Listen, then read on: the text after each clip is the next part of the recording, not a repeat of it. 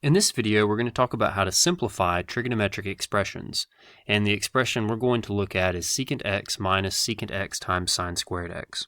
And in order to simplify a trig expression, what we want to do is we want to use some combination of algebra and all of these trig identities you see on the right-hand side of your screen to just make this look nicer, to just break it down as much as we can.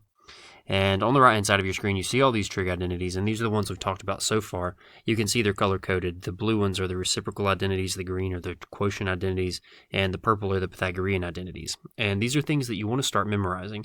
Now, I don't expect that you probably have them memorized at this point, so you want to have a piece of paper with all these trig identities next to you as you're doing these problems, but these problems will help you to memorize these. And it's really important to look at these and, make them part of your knowledge base over time, because that's a foundation that you're going to have to build upon in Calculus 1 and Calculus 2. You need to be able to call back on these ideas. So work toward memorizing those, but for now I would just have it written out beside you when you're doing these problems so you can reference it and learn it.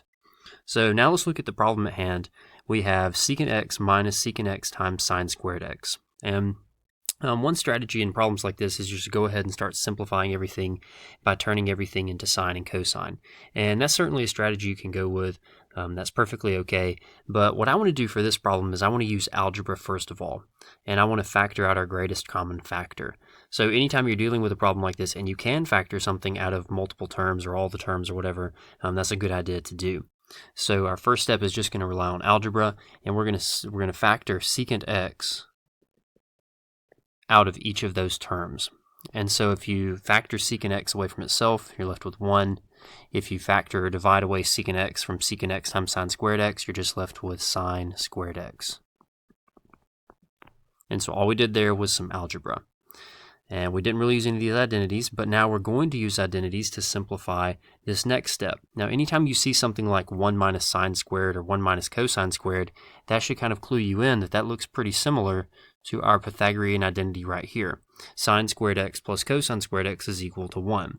Now, what we have in parentheses, after we've simplified and done our first step by factoring, is not exactly this, but if you were to subtract sine squared x from both sides on this identity right here, you would be left with cosine squared x on the left-hand side is equal to 1 minus sine squared x.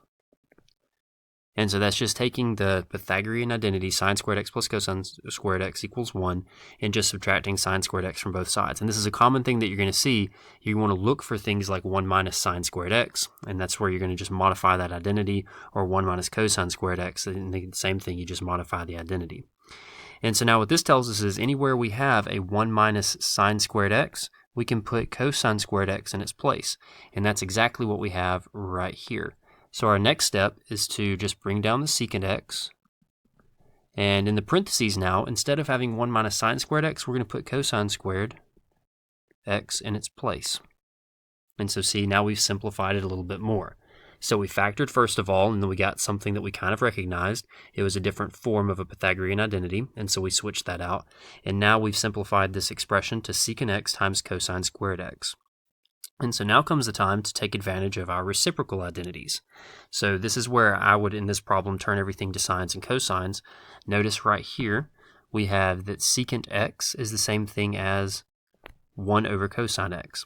And so that's what we're going to switch out. We're going to write, instead of secant x out front, we're going to write 1 over cosine x, because they're the same thing, multiplied by cosine squared x. And so now what we really have is cosine squared x over cosine x. And so on top, it's like we have x squared. On bottom, it's like we have x. So one of those would cancel on top and bottom.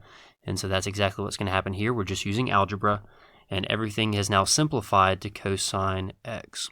And that's going to be your answer. That's as far as we can go. Once you get to cosine x, there's nothing we want to change to make it look better. That's as nice as it gets. And so that's it. So you can see in this problem we used a combination of algebra and a combination of these identities. And a lot of times you're just going to be able to peel the identity straight off. But for instance, on our third step or second step, where we simplified the 1 minus sine squared x into cosine squared x, we had to rearrange the identity, one of our Pythagorean identities, a little bit. So in general, look for any time you can use these identities, but also look for the different forms of the identities, especially with the Pythagorean ones, because you may have to use that too. And you just work your way through this problem, canceling out what you can and switching out what you can to make it look nicer.